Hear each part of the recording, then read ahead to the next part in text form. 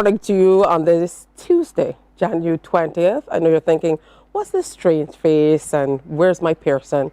I'm Tisha Hines. I'll be here with you until just around 8 o'clock this morning, sitting in for Pearson Bowen, who is a little under the weather. Maybe he had too much fun for his birthday celebrations over the weekend, but Pearson, we're missing you already, and we certainly wish you a speedy recovery. We look forward to having you back in the hot seat. But a special good morning to those of you who woke up especially to tune in, especially across the way. Those of you across the diaspora who tune in every single day to be a part of the Morning Barbados family and to see and find out what's happening here at home, or back at home, as we often say. You can email us, morningbarbados@cbc.bb, if there's anything you want to talk about or anything you'd like to share. We love to hear from you. Or you can follow us on our socials. I know many of you watch on YouTube and Facebook as well, so thank you for that. I don't know how you've been preparing for Barrow Day, which is coming up tomorrow, but it's always a little odd when there's a public holiday in the middle of the week, right? I know all of us wish that it falls on the other end of the week so that you have a long weekend. Unfortunately, not this time around. In the middle of the week, it is. So who is Errol Walton Barrow? Of course, we'll continue to honor his legacy and his life and continue to share throughout the morning as well on the eve of Barrow Day celebrations. So as we approach the celebration of Barrow Day, we pause to honor a man whose vision shaped our nation, and most certainly modern Barbados, a champion of independence, regional unity, and education. Barrow believed deeply in the power of young people to build nations.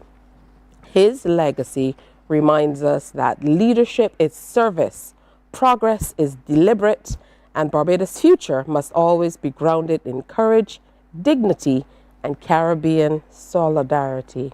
And that says a great deal, even as we sit here today with everything that's going on with geopolitics all across the globe. Those words resonate with us because our fierce former leader was one of the people who led us to where we are today. So, what are you doing for Barrow Day celebrations tomorrow? Are you heading out for a picnic? When I was younger, everybody had an excursion, get on a bus, you're going somewhere, you pack up some food, you're cooking. I don't know, do people still make sandwiches with colored cheese paste, blue and green, and cut it in triangles? I don't know. I want to say a special good morning to those of you who are, not feeling so well today. It's all right to wake up and be perky and feel good and say it's a wonderful day, but I know we're all always battling different circumstances. So a special good morning, and I certainly hope we can lift your spirits if there's anything at all that is bothering you or you just are not feeling that well today in body. Good morning, Pat Ben. Always good to hear from you. People who love Morning Barbados and are always locked on. So good to have you in company. Good morning to Caron Oliver. Blessed good morning to everyone. Blessed good morning to you as well. She's watching on YouTube. Rhonda Hines Graham. I've heard Pearson call you Sweet Rons. I don't know if I can call you the same. Good morning to the Morning Barbados family, she says. Terrific and top of the Tuesday to you as well. Glenda Yard. Good morning. Good to see you too. I'm looking at you right through the TV. Can you see? All right. Listen, people love to call my entire name. Do people do that to you? Everybody calls me Tisha Hines. Tisha Hines, Tisha Hines from the time I was little. I don't know. Maybe it's just because it's fewer syllables, but everybody loves to call my name. Eleanor Griffith, good morning to you as well. Blessings to you. And it truly is a blessing to all of us. Pam, good morning, watching from the UK, to see so many of you wake up so early to start your day with Morning Barbados. It means a great deal. So we're going to start with the question of the day today. And the question of the day is one that truly will make us ponder. All of the answers are not, it's not an exhaustive list, but there certainly are answers that you can look at. So Who plays the biggest role in shaping Caribbean identity today? Who plays the biggest role in shaping Caribbean identity today? Is it educators? Do the musicians and artists, carry that mantle? Is it the community leaders? Do you think it's the media? What about content creators? For those of you who follow people online and TikTok and Instagram and YouTube, is it Mr. Beast? I don't know.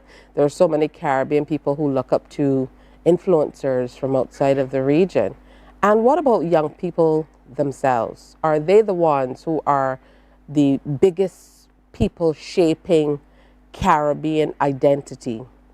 We're not even getting into what's Caribbean identity. Even if you can't verbalize it, I think we know who we are. We know what we love. We know what our culture looks like. There's much crossover, and there's a lot where we have our own as small islands as well.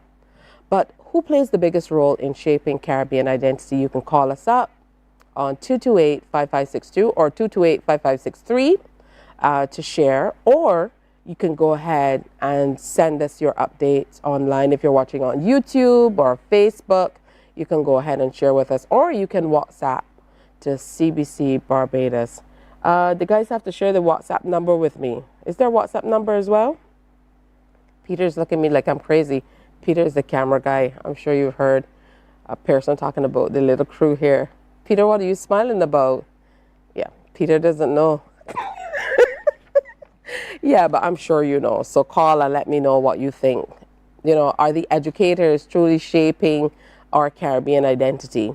Do we learn enough about Caribbean identity? Every time someone comes here with a Caribbean history book or story about somewhere, for example, Dr. Cleve Scott was here yesterday, and some of the examples that he was drawing on from the book on St. Vincent and the Grenadines history, I'd never heard. Maybe I didn't pay enough attention in school. You need to tell me. But some Caribbean history, even Barbadian history, we really haven't heard. It's only as an adult I heard about Nanny Gregg. I'd never heard about Nanny Gregg and the work that she did through the years and how instrumental she was in helping Barbadians, early Barbadians on plantations in the east of the island. And there's so many other stories that we most certainly need to share. All right, until you get to those phone lines and start making those calls, I'm going to tell you a little bit about what's coming up today. We're looking at youth culture and soca legacy. We're going to tell you all about a very interesting initiative from a wonderful woman who is bringing a lot of young people along to continue the legacy of great soca music. Also, education without borders. We're looking at education in a holistic kind of way with Dr. Rhonda Blackman Smith, who is an educator of many, many years. And we have our own story. I'll reveal that in just a little bit. Also coming up today, we are going to connect with a Bajan Afar who is making waves on the culinary scene across the Caribbean. So we look forward to hearing him.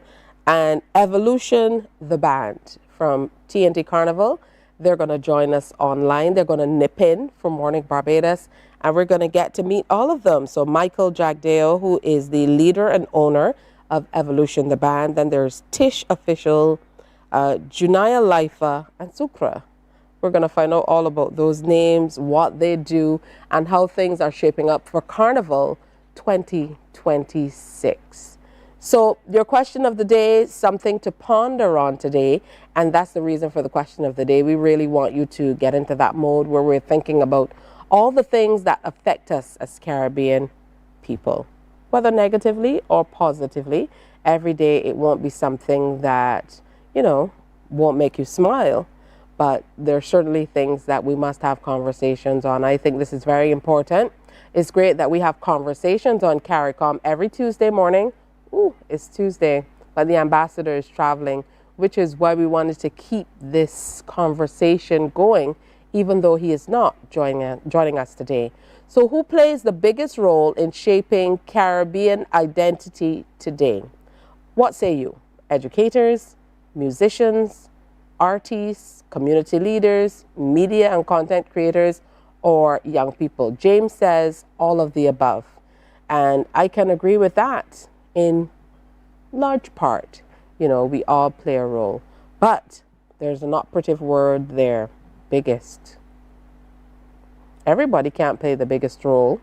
So think about that a little bit and continue to share with us. So we're going to take a break here, and when we come back, we are going to welcome the beautiful Sharon Carew, who is joining me. She is tent manager of the C.O. Williams House of Soca, but she's here to tell us about the TNT connection. That's next. Morning, morning, morning. Good morning. Good morning to you. Welcome to Nature's Discount, the ultimate health food store. At Nature's Discount, we have thousands of quality products at great prices. Hi guys, Dottie here with Nature's Discount, and today we are talking about Solar Ray, microbiome, probiotics, and why you should be taking them. And we have well over 3,000 amazing products to help you get healthy. For your health tips, tune in to CBC TV 8 every Monday, Tuesday, and Thursday for Nature's Discount, sponsored by Get Healthy Incorporated. 98.1 The One, your number one party station. With an audience from 18 to 40, we keep you engaged, energized, and entertained. Choose 98.1 FM, The One.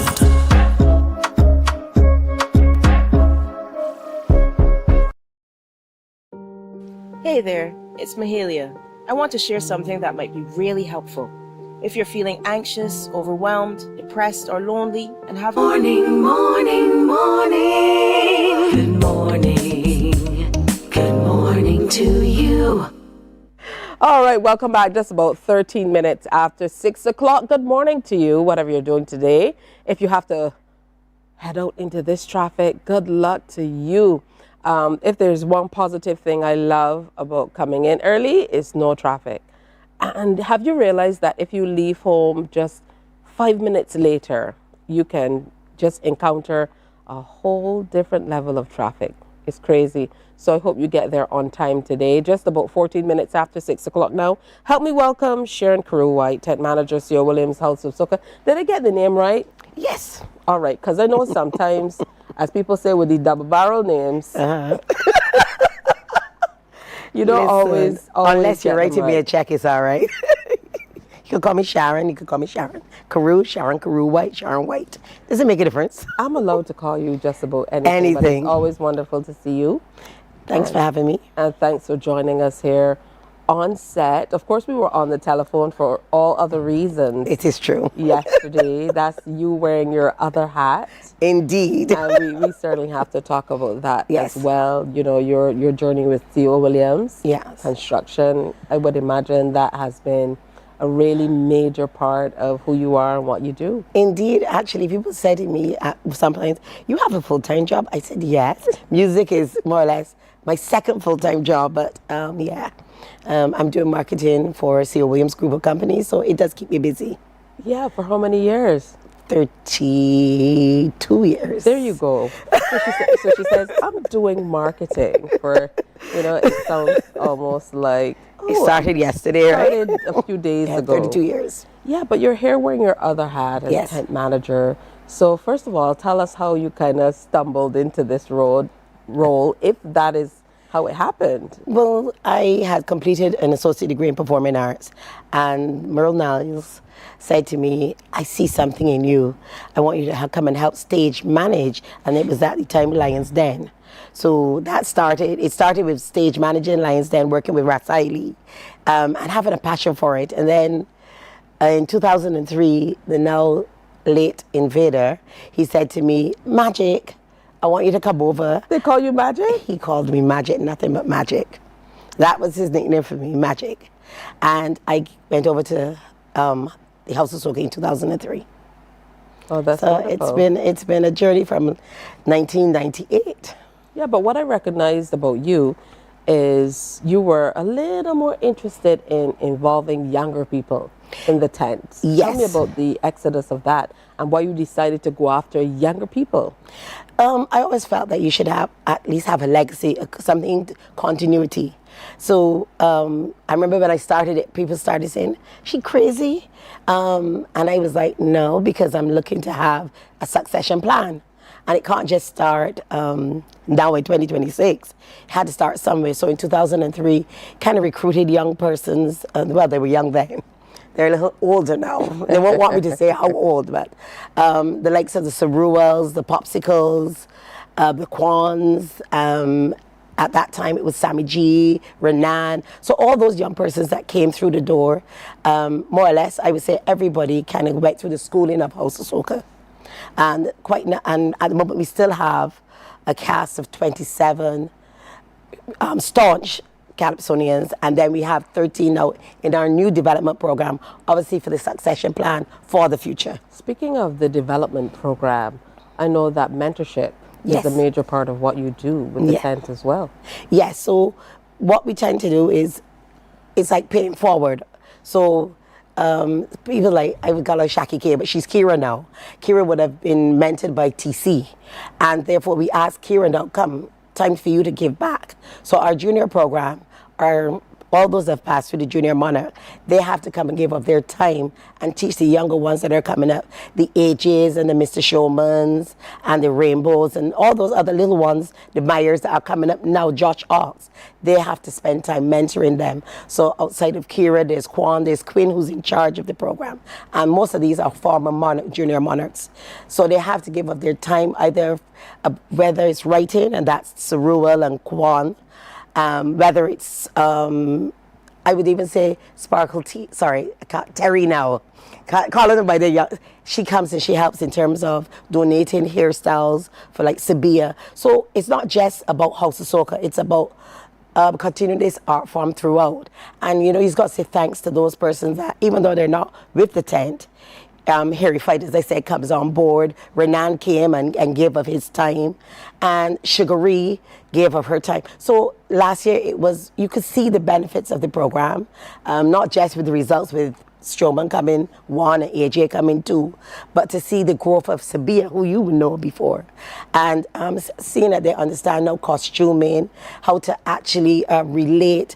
And remember, if we talk about, well, you have a question out there, who's making the biggest role? I don't know who's making the biggest role, but I'll say here that music fuels persons to get out of whatever environment they could be in. If it's not music, it's sports. So in this hat is my music hat, and my C.O. Williams hat is my sports hat, sports for youth. So I look at it as like a program that we need to develop and nurture. And the TNT connection now came because a number of years ago, I was stuck in Trinidad, and a gentleman said to me, "Listen, I just like your energy. Come, I'm going to help you." And that was Brian London. And that's where the connections first came. So people would say, well, you know, she's calling names. But years ago, it was a really task. I felt like a sparrow there, trying to put my foot somewhere on different soils. And that continued. And between his blessing and persons now like the all-rounder and Lady Cheryl's, his daughter, and other persons, you were able now to see where the growth is coming. And I can measure it by saying to people, saying last year Billboard won Songwriter of the Year.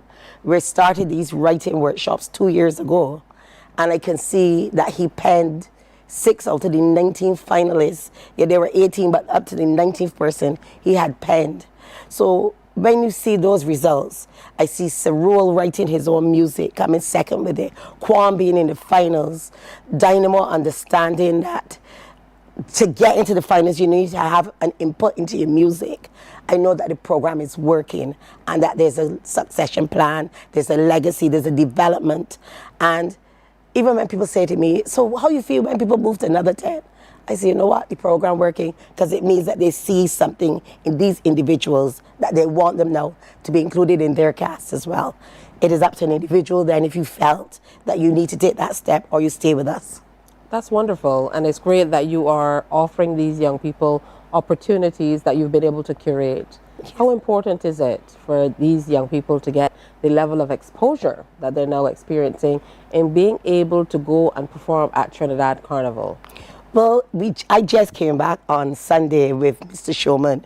We left on Thursday thanks to Randy from Little Japan and Soca in the Hill. That's a Trinidadian production. It was a sold-out event. Mr. Showman was invited. He was invited to showcase Barbadian talent. And if you get a caption of when he was like, so should I change my words? 'Cause I keep saying Crapova. I said, how do you feel? He said, I'm going to say Carnival in it's part of my lyrics. So as a young man, 17, he's thinking, how can I connect with my Trinidad audience? And when he said, you know, he usually says, show me a Bajan flag. And a Bajan wave, sorry, that's the word. He said, show me a Trini wave. And I saw people like, huh? And this shows development. And he was able then to look at Pearson's with Michael Teja voice. They said, listen, this young man can sing, don't stop. This is your first step, your first chance to perform. And I know that the NCF is saying to him, well, listen, come on, we're going to take you back down. So he's going back on the 6th to perform on the 9th for Junior Monarch Finals. I think that when I asked him how he felt about the trip, he said it was amazing.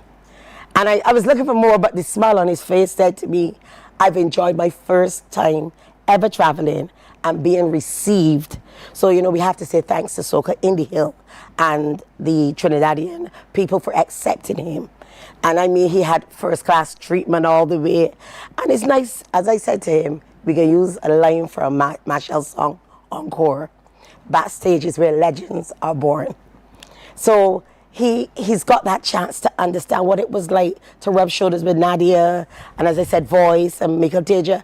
And they weren't rude or anything. They kept saying to him, boy, we went through this here, so this is your first step. Yeah. And you only need to get on that first ladder. Yeah. Now, I know that we talked a few years ago about the program in terms of you bringing young people and bringing people from your tent into Trinidad to be able to perform.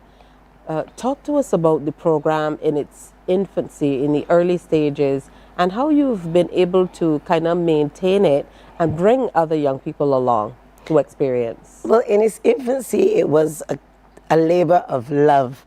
And the team, which is Ian Seeley, John Lane, Marcia, myself, and obviously Brian from Trinidad, we sat and we thought, how can we get it done? How can you take not only soca artists now, but social commentators? And it's a global message. And if you remember, because I know you and I are young, but back in the day, you remember you had like a Bajan invasion. And we thought, let us work towards that. So we wrote to all the Tuco, I wrote to all of the different South and North and Central, and I asked them, can we showcase what we have to offer? We will try to get facilitated in terms of sponsorship to get to you, but once we get to you, we will do it and we will showcase global, bring out that global message. And it so happened that the first year that we tried it, they were calling their carnival global, I think it was globalization. And so it was a chance for us to bring Barbadian culture. So it's to continue a legacy, to make sure that we could step there and say hi to all around her. And I mean, I was so upset this weekend when I went back to hear that Baron is now in a home. Last year, Baron said to these folks, come, let me tell you about how I perform. Now, a year later, so it's important that we can't put it off. We have to do it as soon as possible. So, yeah, the first stages were hard, but thanks to a lot of Barbadians that come on board and say, listen, I want to see this thing continue. So you get a bit of help here and there. You know, you get your help from, as I said, the NCF as well. But Barbadians, if you want to invest in a young person, we put your money where your mouth is, as they would say. You know, you can get out there, you can fund us, you can help us. Because it's not about just the carnival, because it's about understanding this art form, looking at costuming, looking sometimes at the history, the culture in its entirety. All right, presented a rounded view, really, and it's all about expanding opportunities for young Barbadians. And even as we go to break, I'd like to leave you with that question of the day. Who do you think plays the biggest role in shaping Caribbean identity today? Educators, musicians and artists, community leaders, media and content creators perhaps, or is it the young people themselves? We had one person say all of the above. This can be true, but we want to hear from you as well. We'll continue the discussion with Sharon after this break though, so stick around. Morning, morning, morning. Good morning. Good morning to you.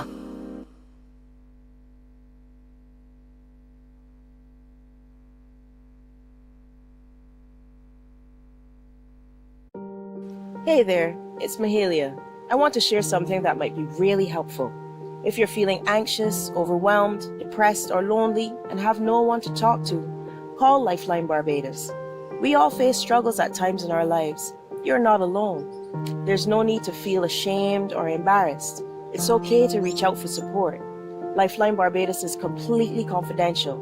No one else will know you called. They're there to offer a caring ear and guidance without judgment. And fellas, I want you to know asking for help is a true sign of strength. It takes real courage to reach out. You can also call Lifeline Barbados if you're worried about loved ones who are struggling and you need advice on how to support them.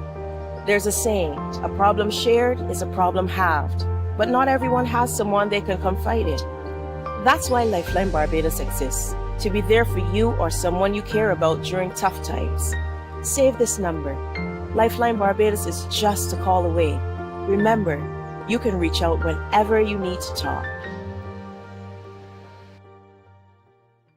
Morning, morning, morning. Good morning. Good morning to you. All right, so I have a little coffee. I don't know if this is allowed, but I'm taking it. I need all the help I can get, especially, what's happening in Barbados. So there was the big announcement, so we're getting ready for a general election as well. I mean, that's top of mind as well. So there's lots happening. I know you have lots to prepare for as well, and people are generally busy. What about the little people who are preparing for exams? We have the 11 plus every year. That can be a lot of pressure. We also have the young people doing CSEC and CAPE, those at community college and other tertiary institutions, next door at the SJPI. A special good morning to all of you. And the little ones too. They have coloring to do. So good morning to you for your little homework assignments as well. Today we're looking at holistically development of our young people. And I know there's lots happening with the youth here in Barbados at this time. Just this morning I was scrolling Instagram and I was looking at some young faces on pages where they should never be. And, it really tugs at my heartstring, particularly because I have 8 nephews. And it is a constant struggle to be able to try and help them and keep them on the straight and narrow. And I know there are a lot of parents who connect with that as well. It's easy sometimes to look on and say, but what went wrong? Whose fault is it? Where are the parents? What did they do? Why are these children how they are?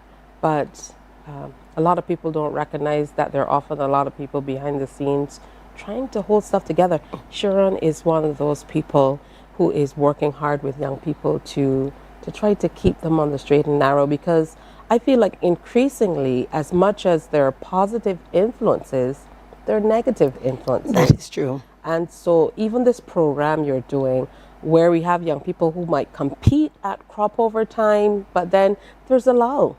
Yes. There's a big lull, but you're giving an opportunity for them to perform year-round, hone their craft, develop, and believe in something. And that says a great deal. Thank you.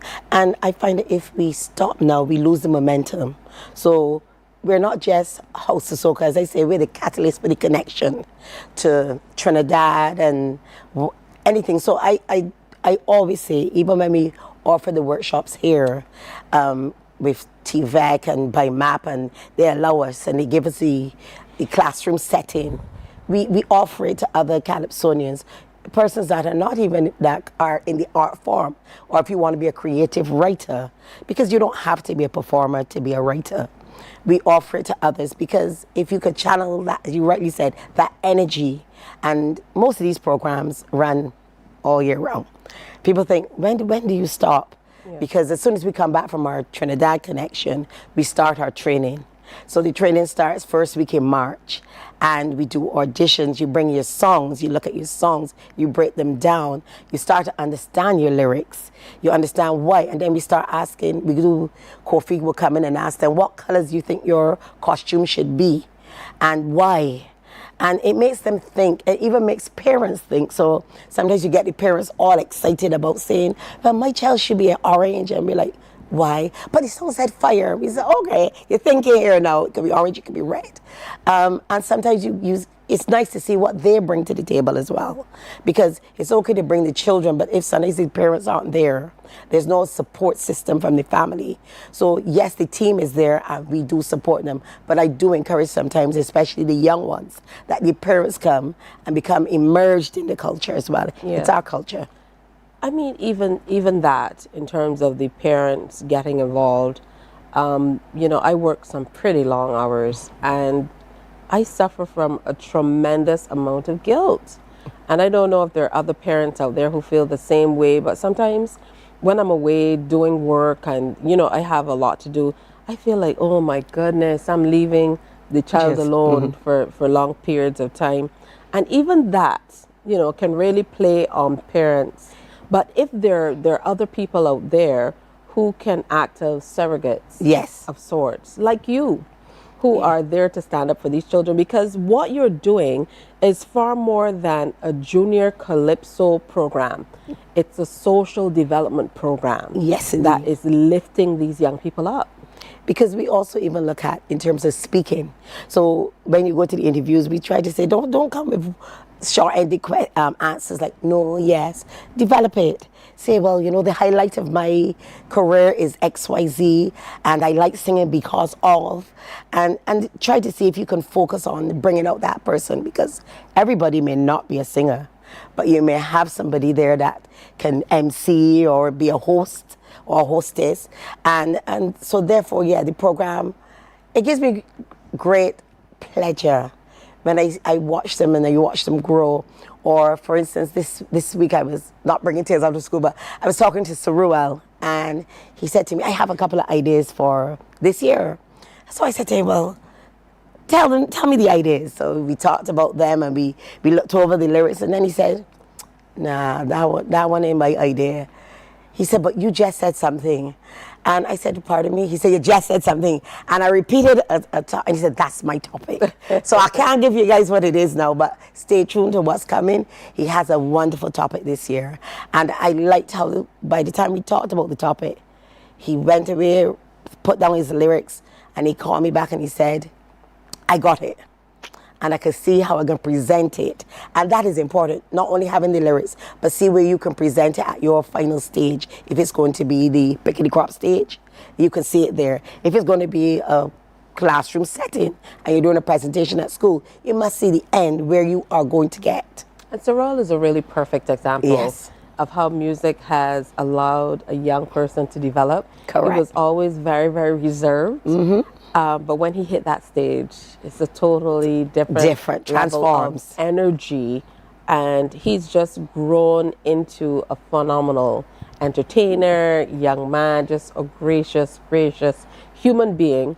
Such is the case with Kwan. Well, I was just going to say. As well. And, we've had occasion to really work with Kwan as well. We welcomed him into the CBC fold. That's right. As well. So he hosted our Crop Over calendar for the last 2 years, and very, very well received by sponsors and partners and audiences alike. He truly has been growing before our eyes. We also invited him to co-host the Junior Monarch competition as well. And you can see the growth where he now has gone into, he came second in the People's Monarch. And then he released a song at the beginning of this year called Cheers. And I now have persons asking me, can we do partnerships with him in terms of being an ambassador for brands? So it just is not just music, it develops them long term and for lifestyle. Yeah. Well, however we can help, however we can continue to assist, You know, I am pledging our support. When I say our, I mean the team here Thank you. at CBC, individually and otherwise as well, because we're always looking for the opportunities that we can offer to younger people as well. So shout out to our young people here. Yes, indeed. The ones who came in around Carrie Festa to be a part of the volunteer program from the Ministry of Youth as well. Yeah. So there's lots happening. As we get ready to close up our brief chat, talk to me about what your plans are. I know it's early days yet, it's January, but you said you're starting the program in early March. That's tomorrow. It is true, it is true. So we leave for Trinidad on February the 6th, and we're there for the duration. So we tend to go earlier so we could do tents and see, as I said before, what the tents are about.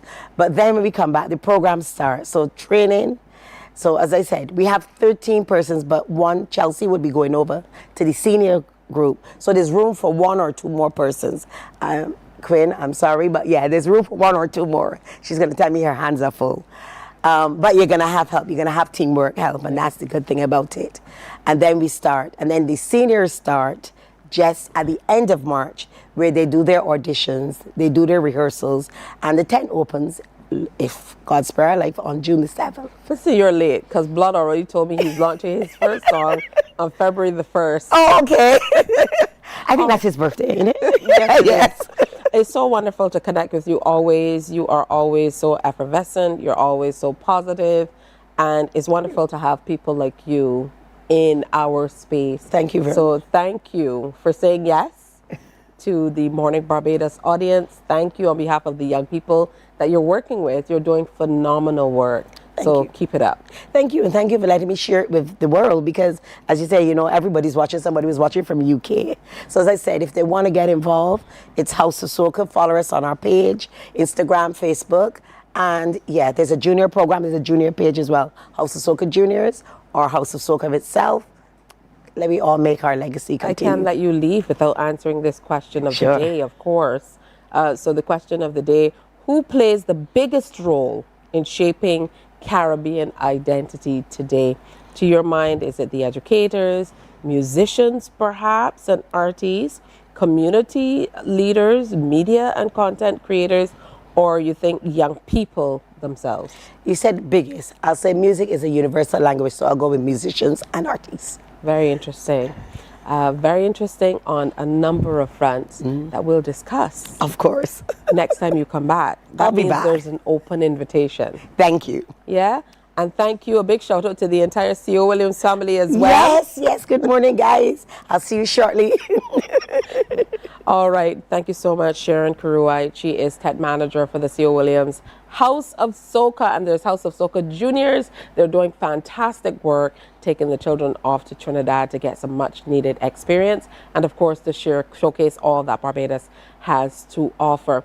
As we continue to pose that question to you as to who plays the biggest role in influencing Caribbean or shaping Caribbean identity today, whether it's educators, musicians and artists, community leaders, media and content creators, or young people themselves, we're going to invite a young lady next who's going to talk to us about the importance of early childhood education and how that too can help to shape our way forward. Up next, Dr. Rhonda Blackman-Smith joins us. Morning, morning, morning. Good morning. Good morning to you. Books open your heart, your mind, and your soul. They are educational, entertaining, inspiring, and motivating. Are you an author of a recent book you want to share? Then Mornin Barbados would love to feature your book in our The Next Chapter segment. Send us an email to morninbarbados@cbc.bb. That's morning without the G. Come and let us turn those pages together.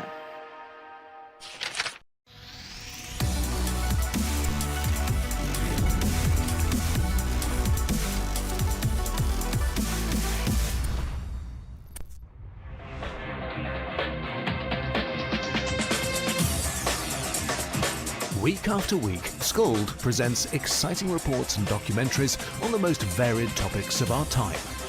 Spectacular developments and innovations. lifestyle and trends of tomorrow, mobility and tourism, health news, highlights from art and culture. Each contribution grabs the viewer with extraordinary images and Morning, morning. Good morning. Good morning to you. All right, so I have my cup of goodness. I'm hoping that you have yours as well. So whether it is tea, coffee, I met a guy the other day who told me he has bay leaf tea every morning. My daughter used to love that, which is odd, but my mother-in-law used to give that to her. Bay leaf tea. Some people do all types of cooling teas, and I don't know. I love coffee. Some people say not necessarily the best, and there are some people who go for decaf, and I think that's a waste of coffee. You need the caffeine if you're gonna have it, right? All right. Anyways, enough about that. Today we're taking a look at generally how we shape not only Caribbean culture and our people and who we are as a Caribbean people, but also, how we influence younger people. So to join us and talk about that, we have educator Dr. Rhonda Blackman Smith. Good morning to you and welcome. Hi, good morning. It's a pleasure to be here. It's always wonderful to see you and always great to have you. Sitting across the way from me is very, very awesome. It's so nice welcome. seeing you. I've not seen you for a little bit, but looking forward to the conversation. It's true. So I started by telling everybody that we have a connection that goes back many, many, many years. Are you going to reveal it or will I? I think since you've started the dialogue, it's your duty. All right. So you've taught at many, many schools. Would you say between 5 and 10 or more than 10? No, between 5 and 10. Between 5 and 10. And somewhere from that 1 to 5, I think, you taught at St. Stephen's Primary. Yeah. That was my primary And then there was school. a young little girl there. I think her name was Teacher or something like that. There was a young child looking the same like the lady across from me. You have not changed. Well, I have to say the same because I feel like teachers stay frozen in time. You look the exact same way to me. A little gray. From when I was at primary school. I don't see gray, I just see a beautiful lady and just remember seeing you as a teacher. A lot of people forget the perspective of little ones as well. So we look up to you in more ways than one. Yeah. Because here are these people who are giants in their own right to us, who kind of shape who we are and where we go and what life can be. And so it's important to really, hold on to that. We tend to forget the influence of teachers on the young minds. And I recalled that many of my students, because I was a fashion young teacher. I remember. I like my makeup and my hair, my clothes, and my students would always say, when I grow up, I want to be a teacher like you. You're so sweet. And one little girl met me and she said, I used to go home and dress in my mom heels because I used to, emulate how you walk. And she always say, I want to be a teacher just like you, not only for my good looks. But in terms of my teaching methodologies and strategies and how I brought my classroom alive, and that has been a hallmark that I've seen. So sometimes, because I travel extensively, and I meet so many of my students, like I've been teaching 40 years, and they go, Ma'am, you're in change. Oh, Ma'am, you remember, I've been moved from economy class to first class because of one of my students. Thank you, and the influence and impact you would have had on them. Well, let's start there because this is me reflecting on my early years. Yeah. And what that meant to me, how that has shaped who I am.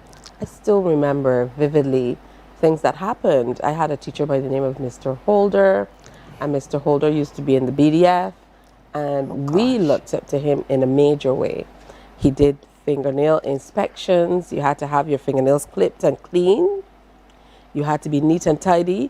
You could not come in after. They didn't say you couldn't play, but you couldn't come back in sweaty. It meant that you had to clean yourself up before you came back in the classroom. And even though you know, some would say it was regimental, there was structure. How important is it? Childhood, early childhood education. How important is what we do with young children, and how does that impact who they become and where they're able to go? We have to understand that early years are the foundation of life, and they're the most formative years in any child development. So when we look at child development 0 to 8, we are saying this is where your personality is shaped, this is where you become. Remember that when children are born, they're blank slates, and it is what you feed into those children that helps shape who they become. So therefore, the early years is of critical importance in the development of the child. So what you soak into them will help carry them and propel them forward. So, for instance, in the early childhood classroom, that is important and that is critical. And before I go to the classroom, we got to start where it begins, in the home. And sometimes we tend to forget that that is where the first learning and the first teaching takes place, in the home with your family. So therefore, family and parents play a critical role in that child's development before he or she reaches the classroom. So now in the classroom, how do we prepare these students for the way forward? Remember I said they soak in and they soak in. So first, we got to look at the environment that we are creating. We have to look at the curriculum that is being taught. So what we want a broad, balanced curriculum that caters to the holistic development of the child. And when I say holistic development, I use just the SPICES model. We got to look at the spiritual, the physical, the intellectual, the creative, what comes next? The emotional, and S, the social development. So what you're going to do, you're going to have a curriculum that is broad and balanced, that meet all of those dots, so that when we put the child out there for the future, he or she is well prepared. That is just one of the tenets. I like that, the SPICES model. Yeah. Very interesting. How does all of that balance out in this current environment where there's so much influence from social media, from influencers, from musicians, as we heard, and young children are kind of exposed to these things earlier because of social media and because of how accessible the internet is these days? That is very important, because the world has changed. I'm old school, I'm nearly 60. No, you're not. Oh man, I had a birthday yesterday. Congratulations, Oh, thank happy you. belated birthday. Thank you. So, I won't reveal my age, but I'm more. From my time to this time, things have changed. We've recognized now that nearly every baby, every child has a tablet or one of those little devices. And I have a little great nephew, and he's 2, 3. And Aaron is like this on his tablet. And he can swerve and he can do all of this. He knows how to get into every app.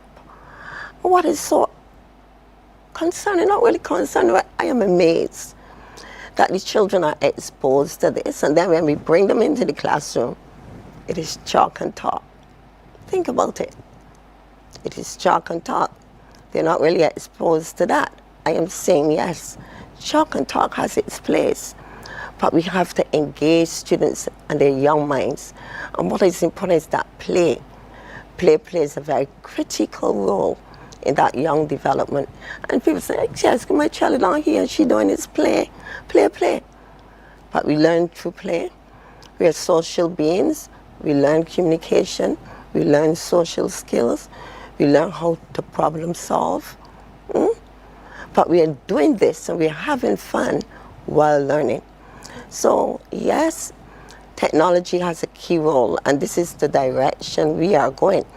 And I also want to speak to the family. Remember now I'm old, so I need now to put on my glasses. I took a little note here because with AI, oh my gosh, AI, I'm old and I have now to go back and learn about this AI thing. So when you look at the global trends, trends are going now with the AI-driven platforms. A teacher might say AI-driven platforms. What are we talking about? Well, we're going to tell them more about what we're talking about after this break. So stay with us. We are sitting in with Dr. Rhonda Blackman-Smith, who's an educator, and we're looking at the impact of early childhood education, the importance. She's going to create the beginning of a roadmap for us to determine what we need to do to help our young people continue to grow and thrive. Bear in mind that question of the day, because I still want your responses on that as well. Stay with us. Morning, morning, morning. Good morning. Good morning to you.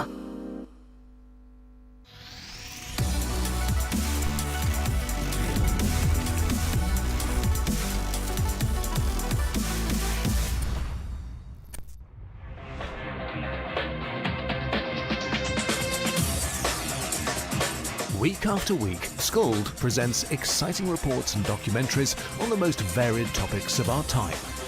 Spectacular developments and innovations, lifestyle and trends of tomorrow, mobility and tourism, health news, highlights from art and culture. Each contribution grabs the viewer with extraordinary images and stories and takes him into fascinating worlds which he experiences here exclusively and up close.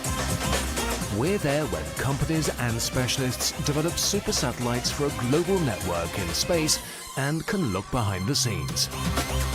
Scold is a window to everything that is there or is yet to come. Fly with us through time to better understand today and tomorrow. You've always wanted that. Scold, a look into the future. Morning, morning. Good morning. Good morning to you. Good morning. If you're just tuning in, great to have you with us. If you're getting ready to run through the door, remember you can come back and watch. We're going to repeat a little later on TV8, or you can come back and watch on YouTube as well. But it's on in the office. Why not? And watch it in the midday. Get in the habit of doing that. And I know Pearson tell you every single morning to share Morning Barbados with someone else. There's always something for you to take away, always wonderful takeaways. Let me say a special good morning to some of the stalwarts watching. Good morning, Peter Aline. Always great to hear from you, Peter, and wishing you all the best. Hugs and kisses. And Julian Rogers is watching from all the way in Belize. He says he wants to be teacher's pet. Oh. So good morning to you, Julian. But certainly wonderful to have all of you watching today. So we're sitting in with Dr. Rhonda Blackman-Smith, and she's an educator of many, many years. And we invited her in today to talk a little bit about early childhood education. Yeah. And you were just starting to tell us all about artificial intelligence, AI. Gosh. So all of a sudden we're hearing about AI. I don't think that people understand the true depth of what you can do with AI. I'm going to go back a few years, about 8-9 years ago. I had the privilege to compliments to the U.S. government to visit the United States to look at comprehensive education. And we look at disabilities, but I'm not going to talk about that aspect of the disability, but I'm going to talk about the fact that we went to 5 states. We went to Washington, then Boston, Iowa, Iowa after New Orleans and Mississippi. And along that journey, I was able, and this is about 9 years ago, I was able to visit different schools and then environments where they were looking at adaptive learning materials. And what was so remarkable is that they were using AI learning technology in the United States classrooms 9-10 years ago. So what we are doing now, and I said, oh my gosh, you know what? Barbados is about 10 years behind. We in the Caribbean, in small island developing states, we don't have these resources. And all of a sudden now I am hearing about all of this AI and the AI-driven platforms. So it's allowing educators now to tailor learning to individual student needs. So what is so remarkable about that, it is real-time assessments. It is the teachers are now able to adjust their instruction using the AI method. So what is going to happen in the Caribbean, and I'm not only going to speak Barbados, but generally in our small island developing states, is that we have to provide adequate training for our teachers. So can you imagine that I'm looking at students with disabilities, students that can hardly speak and are not that audible, but the adaptive material is allowing me to hear what that child is saying. It is giving the child the experiences. So where we are going now, I'm still thinking we are so far behind, but we're playing catch up and we're going to get there. Absolutely. I want us now to give a few takeaways. Takeaways for teachers who are looking on, maybe new teachers, and maybe just 2 takeaways for teachers in terms of how they should approach, engagement and interaction with their younger students, and then takeaways for parents. I know I'm certainly always looking for ways to be a better auntie, a better mommy, a better dear aunt, because I'm a dear aunt too. How ironic is that? And one of my nieces, it was her birthday yesterday as well. Wow, she's a great person. She was the big 2-0. Wow. No, not 20, just 2. But I call it 2-0 because she is, she's like a 20-year-old, but she's only 2 years old. So some takeaways, first of all, for teachers, and then takeaways for parents. Okay, what we need to do is one, I talk about creating a stimulating learning environment. Okay, so first your classroom environment must be stimulating. It must be conducive to learning. There must be environments where there can be active engagement, active play. You have learning centers. Your teaching methodologies and strategies, your pedagogic practices must also cater to diverse learning needs. So you have to look at that diversity within your classroom and meet that diversity and the learning needs. So you have that flexible classroom that are rich, stimulating, and conducive. You need to look at project-based learning. What really is project-based learning? Where we recognize that we don't live in isolation. Everything is connected. So you cannot teach in isolation. You have to be able to form those connections and provide students with real-life experiences. Therefore, you take them on tours where you're now taking them from the classroom chalk and talk environment, and they're connecting with those experiences, which will be more lasting, which will be more meaningful. So for teachers, I would want them to do a lot more hands-on, practical experiences. And we talk a lot about STEAM education, science, technology, engineering, the arts, and mathematics.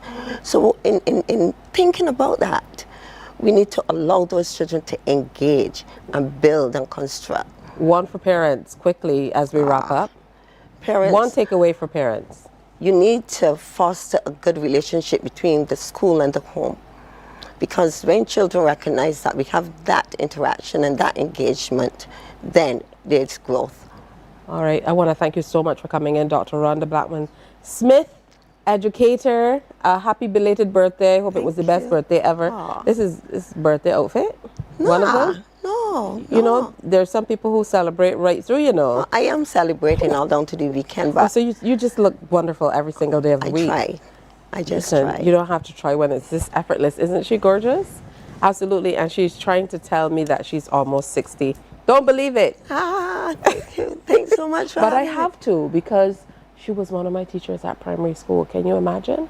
And I know you can think of a teacher who has influenced you throughout the years. Keep that question of the day in mind as we go to this break. When we come back, we're going to update you on the news. So who plays the biggest role in shaping Caribbean identity today? Educators, musicians and artists, community leaders, media and content creators, or young people themselves? All right. Thank you so much, Dr. Graham. Dr. Rhonda Blackman-Smith. We'll be right back. Morning, morning, morning. Good morning. Good morning to you.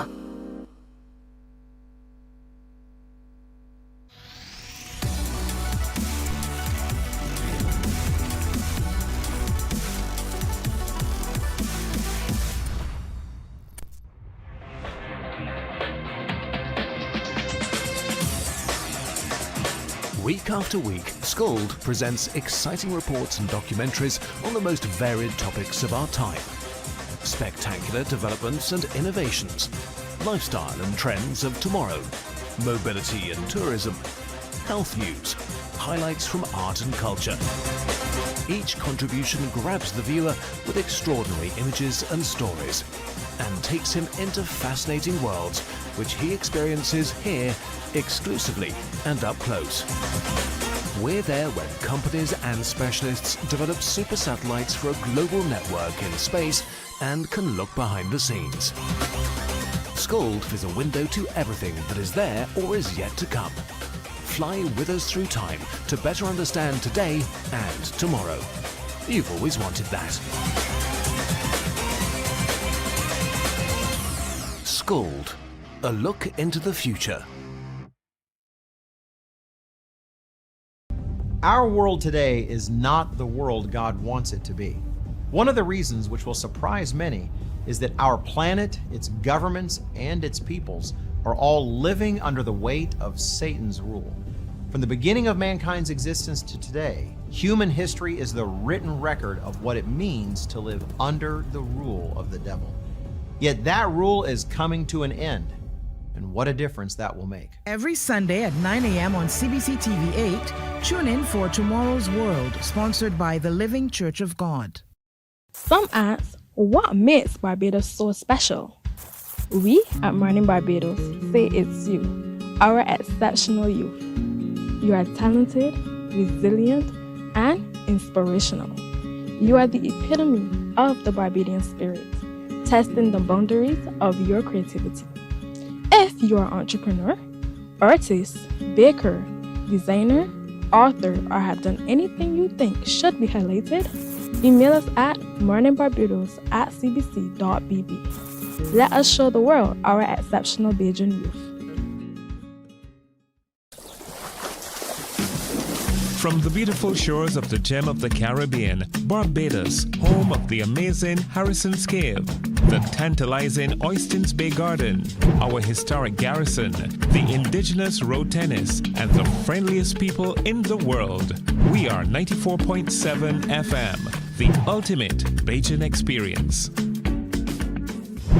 There is a saying, you can find a Bajan anywhere. Are you a Bajan living abroad?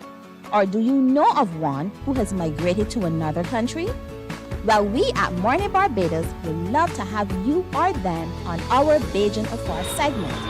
Share your amazing stories, experiences, and how you have adapted to a new culture. Send us an email to morninbarbados@cbc.bb, and together we will travel the world.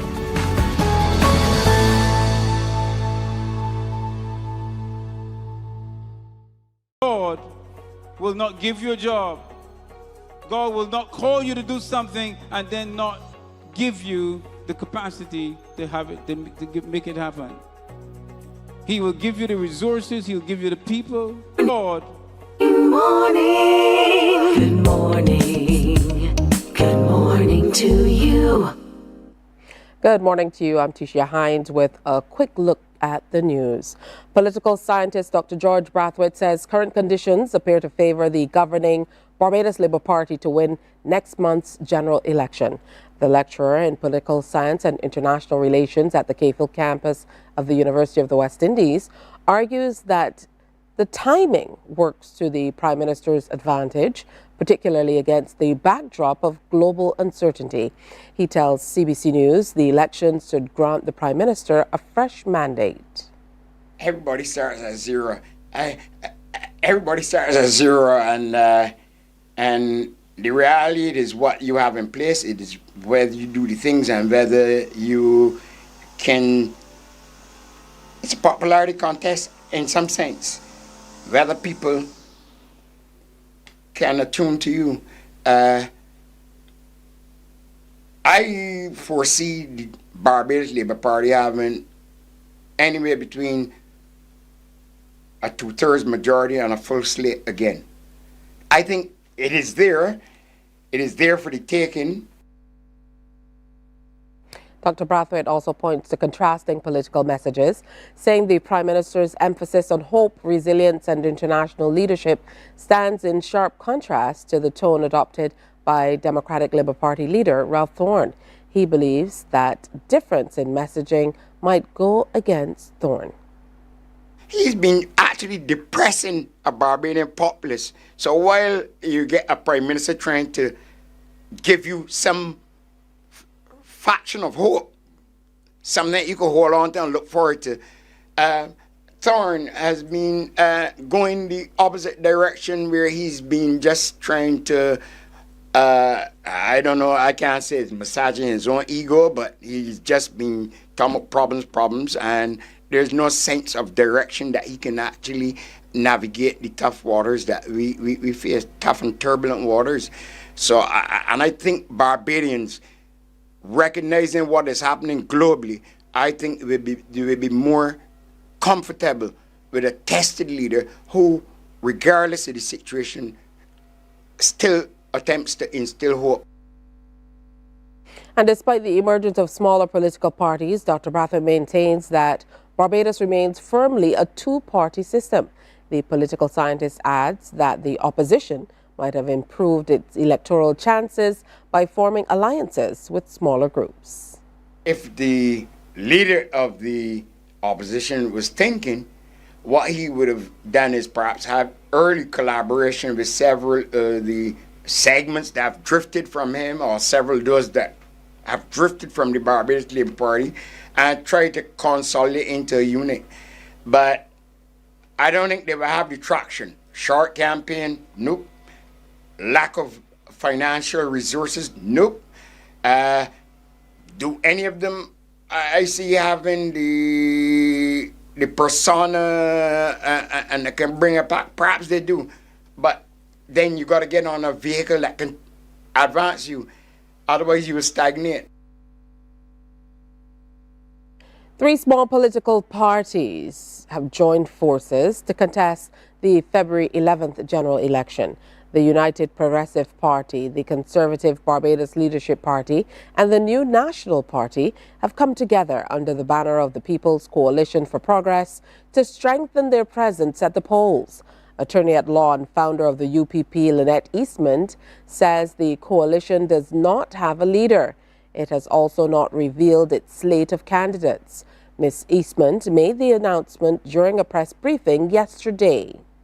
So in terms of our candidates, we have come together, and therefore there are candidates that were interested in the same constituency. So those issues have to be rationalized before we put out our slate of candidates. And when we do that, we will certainly let the press know. Will you all be contesting all of the seats? It is, well, at this point in time, we don't know, but I would say to you honestly, it is unlikely that we will field 30 candidates. Leader of the New National Party, Kimar Stewart, says the 3 political parties share common political strategies, giving them a chance of mounting a credible challenge on Election Day. He also addressed the question of how many candidates the coalition will field. There's only a set of few things that you can do to become elected in Barbados.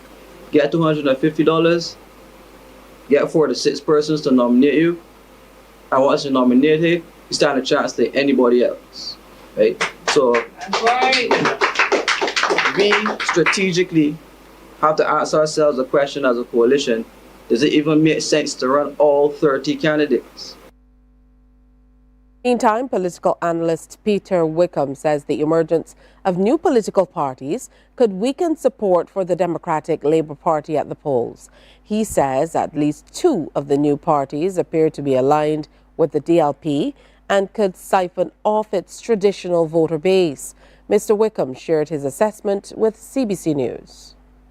Another issue that emerges is this whole matter of small parties. And I have to be honest and tell you that I don't remember the names of all the new parties that we have, but we have DLP-aligned parties that have fallen off of the Friends of Democracy.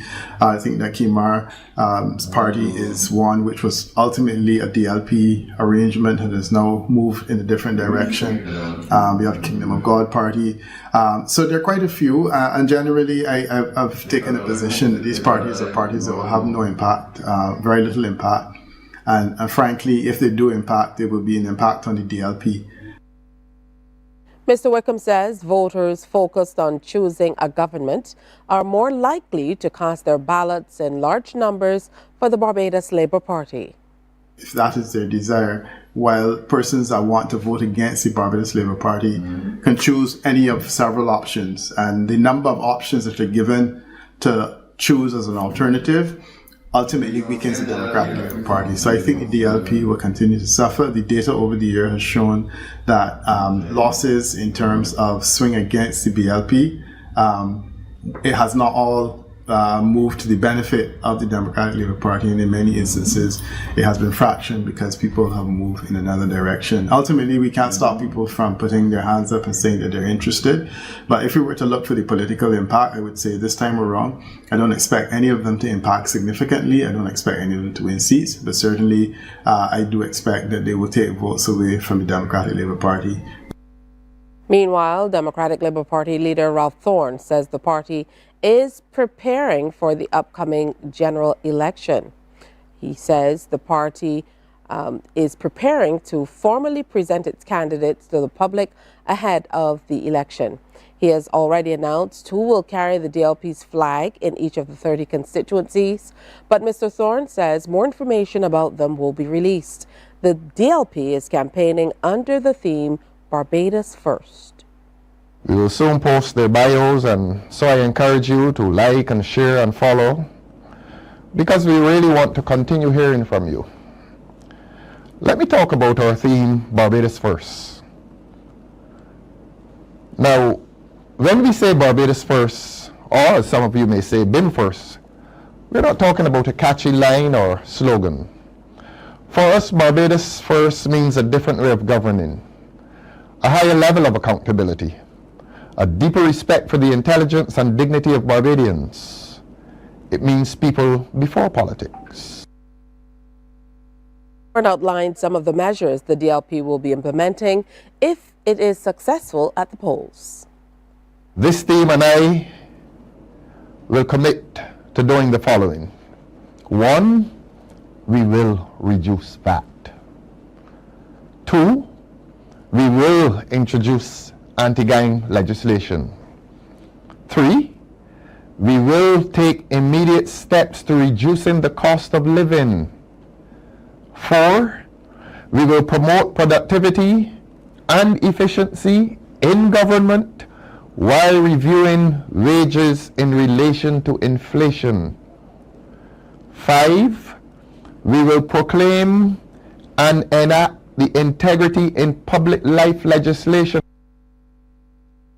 Caribbean youth are being invited to turn their screens into stages as a new regional competition uses digital creativity to shape the future of CariFesta. Echoes of Us, Our Voice, Our Vibe is the official CariFesta 15 Creative Youth Legacy competition targeting people under the age of 21.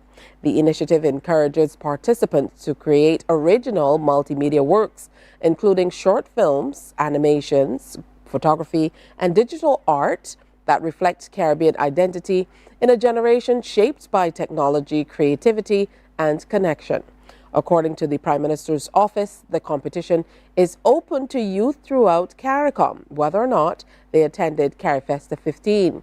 Participants are encouraged to use accessible tools such as smartphones, editing apps, and online platforms to present their interpretations of Caribbean culture. The competition opens on Thursday, January 22nd, with submissions closing on Friday, February 27th. The top prize is $25,000 US. Entries will be judged on originality, clarity of vision, cultural relevance, and thoughtful use of technology rather than expensive equipment or technical polish. Selected works will be preserved in the Carafesta Youth Legacy Digital Archive. While world governing body for football, FIFA, has taken a major step towards helping to advance the sport in the Caribbean. To this end, FIFA held a technical leadership introductory workshop for technical directors and general secretaries last week. CBC's Anmar Goodrich-Boyce was there, and he files this report. Over the course of the last week, general secretaries and technical directors from CONCACAF, the Northern, Western and Eastern Hemispheres, have been enhancing their skills right here in Barbados. It was all part of the FIFA Technical Leadership Introductory Workshop at the Courtyard by Marriott. Participants came from as far as Brazil, Uruguay, Chile and the United States Virgin Islands. And President of the Barbados Football Association, Randy Harris, described the sessions as critical to improving the sport, as those in attendance gained extraordinary knowledge. We have had a real opening eyeball session here in Barbados. Obviously, FIFA is looking to hold our hands and ensure that the Barbados Football Association is just as good an administrator as any other MA in Europe or anywhere else in the world. And this program has really opened our eyes to a number of things. Some are so progressive that they're new to us, but we are happy that we had this opportunity from FIFA, and we look forward to many more workshops like this to help to improve the development of our football. Speaking to CBC Sports on the sidelines of the workshop, senior consultant at FIFA, Jurgen Neptar, outlined what he believes could be done to help take local football to the top. Amateur football cannot be done by the Football Association alone. It needs stakeholders, the government, the schools, especially the schools. I think the schools are very important stakeholders. Need the clubs, of course, because if there are no clubs, there is no football, or at least less football. Then it needs the NGO, the private sector as well. So a lot of components and a lot of cooperation, communication has to be elaborated. And then the other thing is also everybody has to play a role. The workshop formed part of FIFA's continued push to upskill administrators and leaders in the region. Anmar Goodrich-Boyce, CBC Sport. Thank you, Anmar. And that's news at this time. Tune in again at midday for Newsday and an update or full package for News Night at 7. Stay with us on Morning Barbados. We'll be right back after this. Morning, morning, morning. Good morning. Good morning to you. The Morning Barbados news is brought to you by Jordan Supermarkets Spend and Eat 2025 competition. God will not give you a job. God will not call you to do something and then not give you the capacity to have it, to make it happen. He will give you the resources, he'll give you the people. Not only will he equip you with ideas, but he will equip you with favor, as he did Nehemiah. Turn on the latest episode of Infinite Possibilities, only on CBC TV8, every Sunday at 1:30 p.m., sponsored by Covenant Life Teaching Center. Welcome to Nature's Discount, the ultimate health food store. At Nature's Discount, we have thousands of quality products at great prices. Hi guys, Dottie here with Nature's Discount, and today we are talking about Solar Ray, microbiome probiotics, and why you should be taking them. And we have well over 3,000 amazing products to help you get healthy. For your health tips, tune in to CBC TV8 every Monday, Tuesday, and Thursday for Nature's Discount, sponsored by Get Healthy Incorporated. 98.1 The One. Your number one party station. With an audience from 18 to 40, we keep you engaged, energized, and entertained. Choose 98.1 FM, The One.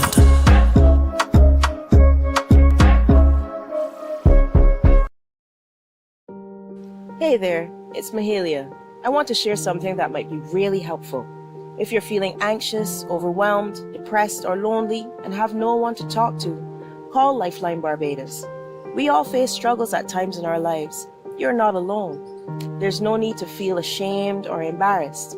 It's okay to reach out for support. Lifeline Barbados is completely confidential. No one else will know you called. They're there to offer a caring ear and guidance without judgment. And fellas, I want you to know asking for help is a true sign of strength. It takes real courage to reach out. You can also call Lifeline Barbados if you're worried about loved ones who are struggling and you need advice on how to support them. There's a saying, a problem shared is a problem halved, but not everyone has someone they can confide in. That's why Lifeline Barbados exists, to be there for you or someone you care about during tough times. Save this number. Lifeline Barbados is just a call away. Remember, you can reach out whenever you need to talk. Books open your heart, your mind, and your soul. They are educational, entertaining, inspiring, and motivating. Are you an author of a recent book? Good morning to all of you. Good blessed morning. All right, so Michael Jagdale is the leader and owner of Evolution, the band, and we've been connecting for the last few days, and Michael admitted this morning that he didn't even know my name. So here we go, and time to connect. I'm not supposed to say that, right, Michael? However, we have to be honest as Caribbean people, you know we tell the truth. So good to have all of you. So there's Tish Official as well. Who's Tish? There's Hi. Tish. So, you know, all of my sisters call me Tish, so practically we have the same name. And there's Janaya Lifa. I think I know who that is. Good to see you. Did I get it right? Or is it Lifa? Janaya Lifa. And Sucre? Sucre, yes, that's All right, so I kind of got it right, but we'll get there. All right, so let me start with you, Michael. Tell me a little bit about the evolution of evolution. The evolution of evolution. Okay. Very, you worded it very nice. Evolution, the band has grown very vastly within the past 2 years because the band has only been in existence since 2023, actually. So when we started in 2023, we weren't really very well off because we were now starting to get into soca and into the music industry generally. So we were just trying to feel our way through the whole process and try to see where we could get things going and what opportunities we could probably see for ourselves. So at a point in time, we had a show at one of our local malls in Trinidad, Trinity Mall, and we got an opportunity from somebody from in the industry, Johnny Q, which you might be familiar with the name. So from that, once we got in contact with him, we formed a partnership, and from there, the brand evolution, the band has grown vastly with the talent of the front line, the talent of the musicians. It's been a amazing and very fast journey. Well, The you know what growth they has been say. very quick. Well, they say be careful what you put out there, and just by name, I expect that you will continue to evolve at a quick pace. Let me move over to Mr. Sugar here, because if I think back to, you know, secondary school days and the language, I know what sucre means. So I'm going to right, kind of right. slide on over there to you. Tell me about your own journey with music, and then how you came to bounce up on the other members of the band for you guys to come together.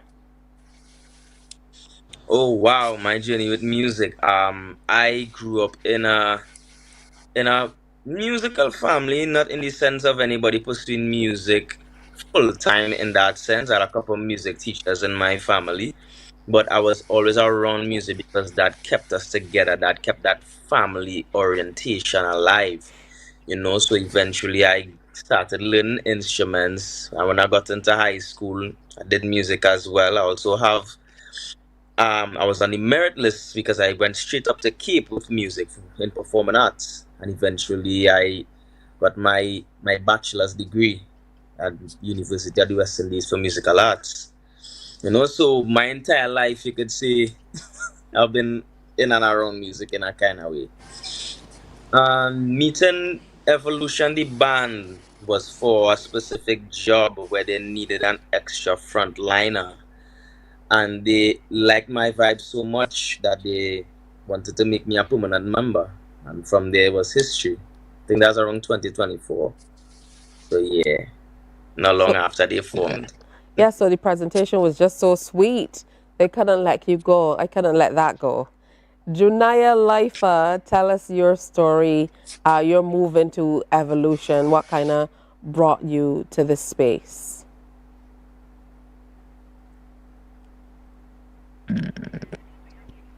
Yeah, you have to turn your mic on.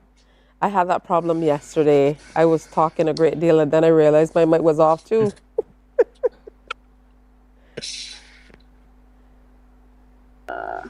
All right, so we're going to, while Janaya gets that together, we're going to just jump on over to, Janaya, you're good? You ready now? Yeah, I'm here. Okay, there she is. All right, so tell us about how you came to be a part of the band or hear about them and your love for music. Okay. Well, my name is Janaya Lifa. And, well, my love for music developed because I never really had a way with words or explaining how I feel, about anything in particular to anyone. So what I did to express myself is write music. And well, I'm also part of a record label as well. And we were doing pop-up events. And basically, because of the pop-up events is how Michael saw us. How he saw the artists. And he decided that he wanted a female frontliner. So he reached out to my record label, and yeah, basically that's how I met with Evolution the band. So Michael was definitely out there scouting for talent, and he also bounced upon you, Tish. So your turn to kind of tell us about how you were welcomed into the fold. It looks like Tish's video might be stuck, so you might have to refresh that a little bit, and then we're going to come back to Tish. But Michael, tell us about all that you've been able to do since the band officially got off the ground with this look, with these particular members as a part of the Evolution lineup. So far, we have been doing a lot of events, no matter if it's maybe free or we just maybe get a small contribution to the band, but we have been doing a lot of events trying to get ourselves out there as best as possible, because the more you get yourself out there is the more people get to know you, the more people get to see you, the more people understand that, this is a new team of young individuals coming to make a statement in the soca industry. So we have last season, 2025 Carnival season, we were actually in 20 events for the Carnival season. And then this season, we are on trajectory to be in about 15 events for the Carnival season. So we are trying to make a very large impact on the industry, not just for ourselves, but for the young musicians and the young talents out there, letting them know that it's okay to take a risk. It's okay to try to do something a little more risky in your life, because it only takes that little one step so you could get that opportunity. Wonderful. Tish is back with us. We know how technology is, Yeah, I'm sorry about that. talk to us about your love for music and your foray into Evolution. We just saw a little bit of you guys on stage performing, looking really, really great. With my music journey, I've been singing since I was 6 years old, doing calypso competitions in primary school. And from since then, I always knew that I wanted to do music I wanted to be an artist. So everything that I've done from primary school to now has shaped me into becoming Tish official today. Professionally, I've been doing this for about 8 years.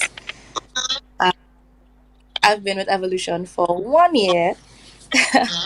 um, I just got a call.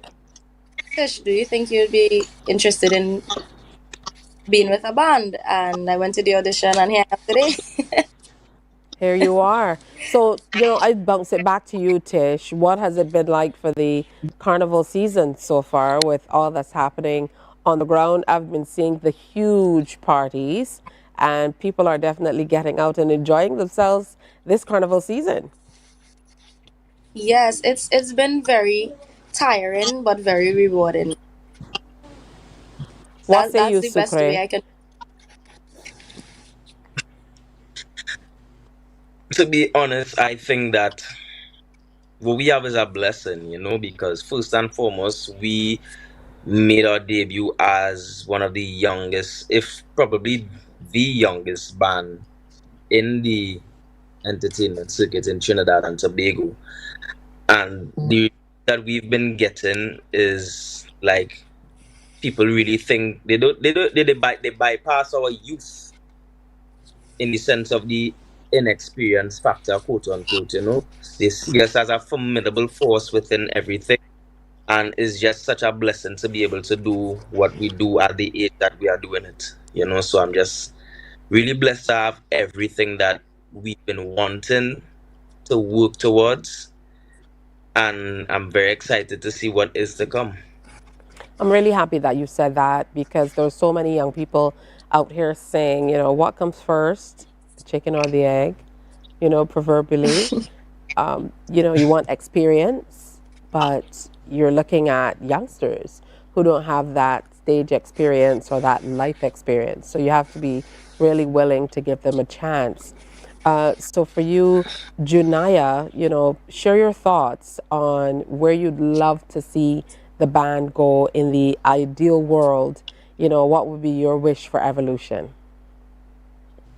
Well, what would be my wish for Evolution the band is what I wish is that we stamp our names and we are all able to accomplish our goals, because each individual in Evolution the band have a goal. I think everybody has the same goal where we would like to, continue to do music together, grow together, and just experience everything together. All right, wonderful. We're going to take a break, and when we come back, we're going to take a look at your creative process and what you're bringing to the table for Carnival 2026. Stay with us.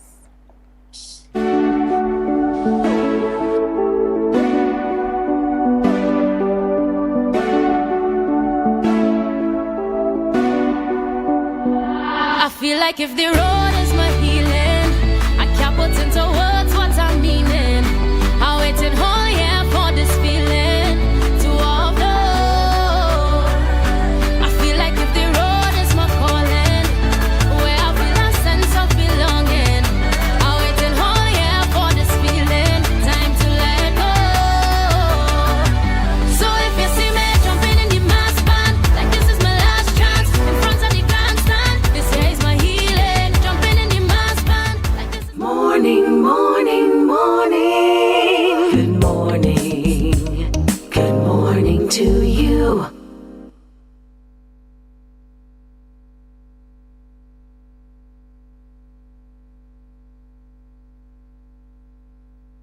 Books open your heart, your mind, and your soul.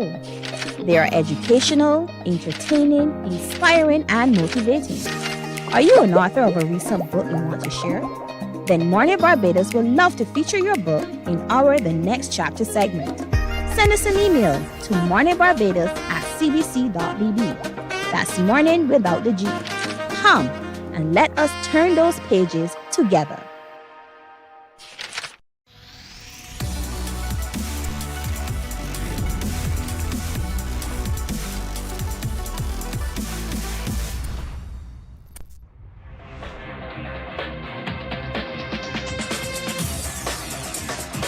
Week after week, Scold presents exciting reports and documentaries on the most varied topics of our time. Spectacular developments and innovations, lifestyle and trends of tomorrow, mobility and tourism, health news, highlights from art and culture. Each Morning, morning, morning. Good morning. Good morning to you. What you say? Oh, oh, oh, oh, oh, yeah. If there's one thing them have to know, look the full team ready to go. We take them over the people show. Hands up, hands up. Tell them when I'm better. Now you see better. Yeah, I sure about that. Yeah, I'm here partying already, but these fellas, I know how it is with creatives. This time of morning is a little too early for you guys. I know it must have been a big effort to get out of bed this early, because when you're out and performing late, that is really important for you to kind of get up and get it together. I don't know about you. I'm a morning person, but I know a lot of creatives usually say, Tisha, that early morning thing just does not work. So I want you to kind of put on your performer hats now after we've gone past those pleasantries to talk about all the wonderful music you're doing and how great you're doing on the national stage in Trinidad. And I'm going to come on over to you, Junaya. Let's talk about the music. What's your creative process like in kind of coming together? Because I can see that you're 4 different personalities. Obviously, Michael will have his view of how things should be, Sucre, Tish, and you'll have your own views as well. So what's the creative process like to be able to kind of bring it all together and present that beautiful united front? Well, I'm glad you asked. Usually, my creative process, I get melodies in my head first. Like, I don't need to be doing anything music related. Like, I could be doing simple chores around the house, washing dishes, and a melody would just come to my head, and I would record it so that I don't forget it.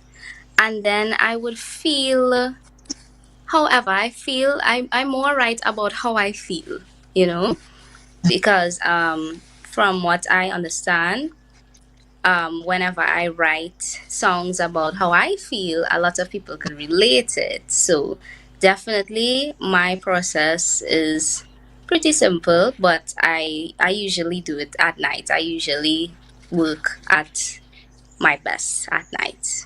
Yeah, that's why we're kind of getting, and easy for me to look. that's why we're kind of getting the this you this morning. Like, oh, I'm up so early. What about you, Sucre? What's your creative process like in kind of pulling of things all together with the band?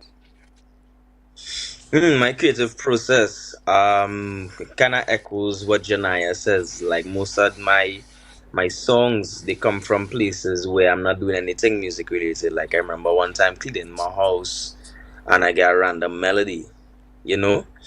And I think that what helps or the advantage that I guess I would have in a sense is that I also write and produce my own music, you know? So I kind of have an idea of what the finished product would be before I even get to finishing it.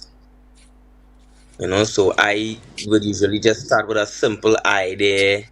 You know, sometimes I would just create like a simplified version of the music. Like you could say what we call a skeleton, a simple version before it's fully completed.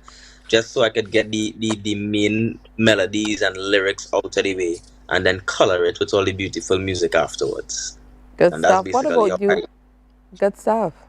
What about you, Michael? I'm seeing these videos and they're just not adding up to the people I'm looking at this morning.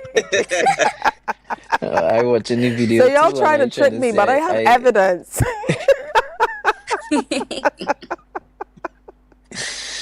Yeah, your process, Michael. well, for me with the band is not an easy process, especially having different personalities, different vocalists. So Tish has a different voice to Janaya. Janaya has a different voice to Tish. Sukri has his own dynamic. So is about sometimes when we building our set, because how we do our set with the band is that we basically do hits. We do the hits from over the years, recent hits, and we also do the band's original songs or the frontline's original songs. So we now have to scour through all of the hits, go through the internet trying to find what song, maybe a Nadia song, maybe this Nadia song fits Tish voice, and maybe this Nadia song fits the Naya voice. So let's try to let's see how that works. And then, but Sucre is our only male lead, so Sucre just singing only male songs. So that is Sucre. But in terms of putting this set together, is all about understanding the people that you're working with and the different personalities that they have, so that when we go out on stage, we portray ourselves in the best way possible. Janaya might be a little more outgoing and a little more sexy, or Tish might be a little more reserved and a little more corporate. Is so we have different personalities that we always try to just consider and make sure that we put out the best product possible. Tish, how important is it for you to maintain your persona in the band? Because I've heard from many people who've been a part of the band, yes, I'm a part of this group, and Michael kind of talked about different personalities and everyone having their own persona. But I saw that you also have what I believe is a single that's out there as well. So how important is it for you to still be true to who Tish is, even though you are a part of this group that's growing in this way? It's with me, my personality is more of making everybody laugh and making people comfortable. So when I joined the band, a lot of them already knew each other, so I had to learn everybody. So I took the time to learn everybody so I know how to approach everyone. And with staying true to myself, it's a bit hard because I also have a 9 to 5, a normal job. So I have to balance the normal job and then balance being Tish official. And then on social media, they expect you to be Tish official all the time. So you have to be mindful of what you're doing, what you're posting. I am also a mommy. So I have to be a mommy as well. So I wear many caps, and it's a bit challenging at times to try to balance everything because my son, of course, wouldn't want me to be Tish official. When I'm dealing with him, I have to be mommy. When I'm in the band room, I have to be Tish official. When I'm at work, I have to be Tishana. So it's a bit challenging, but I try my best to deliver wherever I am and to just give what is needed at the point in time. All right. Sounds like you're doing a great job balancing it. And somebody else who is balancing a lot of work is Sucre. It wasn't lost on me that Michael said you have to sing all the male leads. So you have a lot of work to Yeah. do. What's the atmosphere been like in terms of how you've been received at the national level? Love, love, and only love. um, Apart from being an artist, I am an enthusiast for music. So when I first decided that I wanted to do music, I was actually in Form 3, going into Form 4. So I would learn a lot of the music of the past, music of the present, and just appreciate the music that I would grow with. So inadvertently, I would also learn the music same way because I enjoyed it. It was part of my playlist. Just being an avid listener of soca music and just loving the art form for what it is, to the point where I could eventually be a part of it and show my appreciation in that type of way. It was kind of easy for me to learn the music because it's just like, yeah, I get to do what I love, so it's no need for me to sing all those songs. All right, good stuff. Janaya, tell us about your music across the board.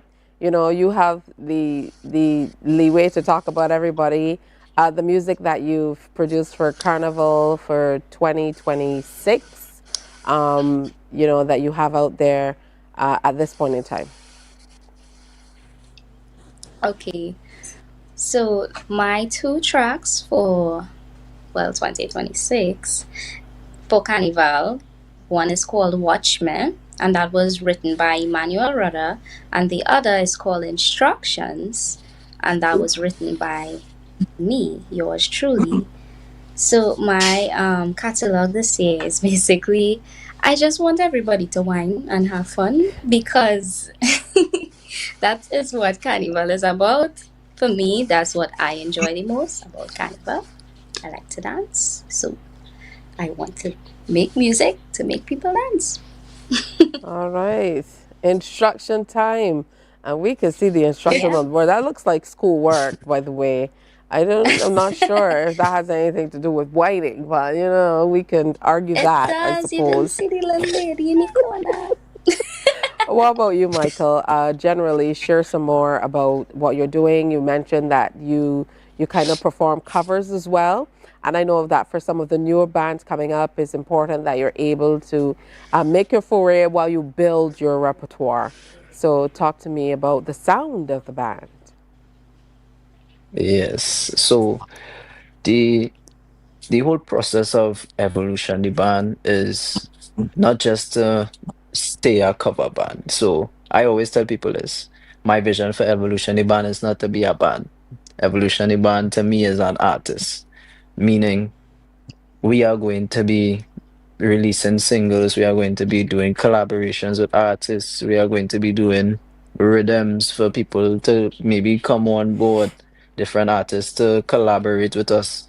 So the vision of the band is not just narrow to say that we just going to be backing up artists or we're just going to be doing one specific thing or we're just going to be covering constantly.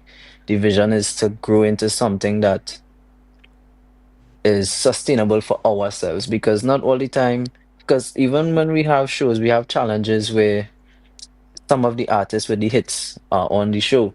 So we have to now on the spot try to change up the set because the artist on the show, so we can't sing. Yeah, it's disrespectful to sing an artist song and they're on the show. So we stay clear of doing that at all times. So it's sometimes that challenge for us in terms of putting the right pieces together, but we always seem to execute and we always seem to capture the hearts of the people, regardless of the set that we do, because we always put our hearts into the music as well. So the energy that the audience gets from us all the time is pure, I would call it. Is very organic, and the chemistry between everybody is amazing as well. The music that we have a lot of plans for the 2027 season coming in terms of, as I said, collaborations. We're doing singles and we're doing rhythms as well with artists. So look out for us in terms of releases for the 2027 season because we are coming hard. All right, I look forward to that. And final words from each of you as we wrap up the interview this morning. I'm going to start with Sucre because he's the hardest working man in entertainment in TNT. He's singing all the songs as the only front man. Yeah, where do you hope to see evolution in 2027? I know Michael talked about the singles and the collabs that are coming up. You have to come back to tell me about those collabs, by the way. But what are your hopes for the band as you look toward another year? 2027. Bigger, better, much more forward. You know, sometimes we like to think about certain timelines for ourselves, but I personally don't live my life that way because man plans and God laughs. So, yes, it's good to plan, but as long as your heart's in the right place, God will supply a way most definitely. So, I look forward to all the different goals and objectives being met. You know, more music, a much more direct and much more hard-hitting approach from Evolutionary Band, because we definitely ain't coming to play, and we definitely want to see ourselves as a mainstay, a strong name in the Caribbean for music. What about you, Tish? For me, I would love to see us going international, traveling and representing Trinidad and Tobago, and by extension the Caribbean, in Europe and in America, and places like that. All right, and on to my girl, Janaya. Definitely, I would agree with Tish. I also would like to see Evolutionary Band on an international platform, and not just doing soca, but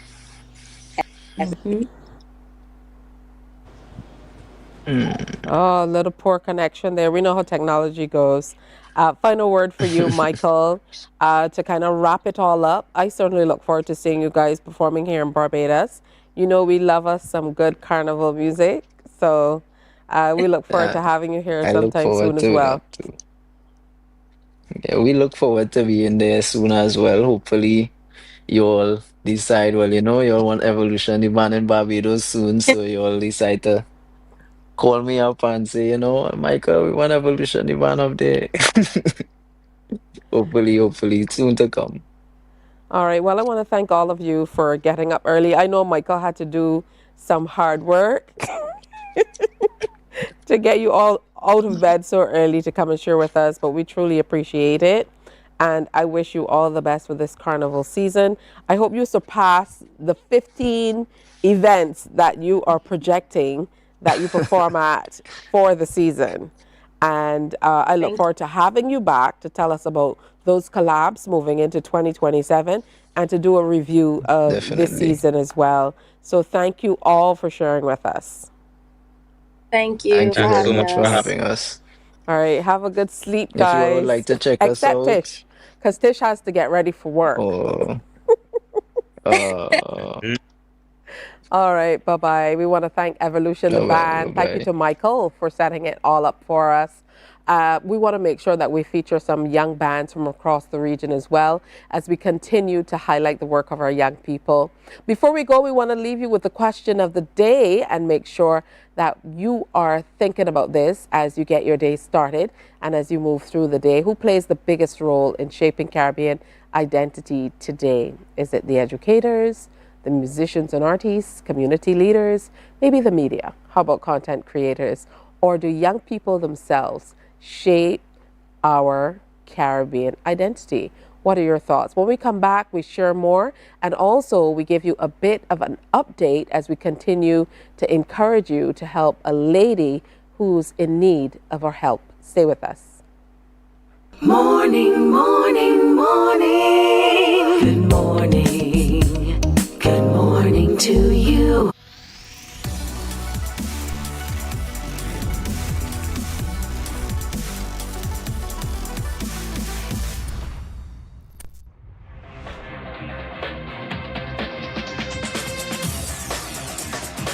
Week after week, Scold presents exciting reports and documentaries on the most varied topics of our time.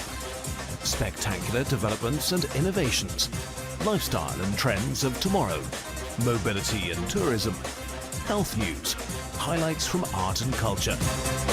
Each contribution grabs the viewer with extraordinary images and stories and takes him into fascinating worlds which he experiences here exclusively and up close. We're there when companies and specialists develop super satellites for a global network in space and can look behind the scenes. Scold is a window to everything that is there or is yet to come. Fly with us through time to better understand today and tomorrow. You've always wanted that. Scold, a look into the future. Our world today is not the world God wants it to be.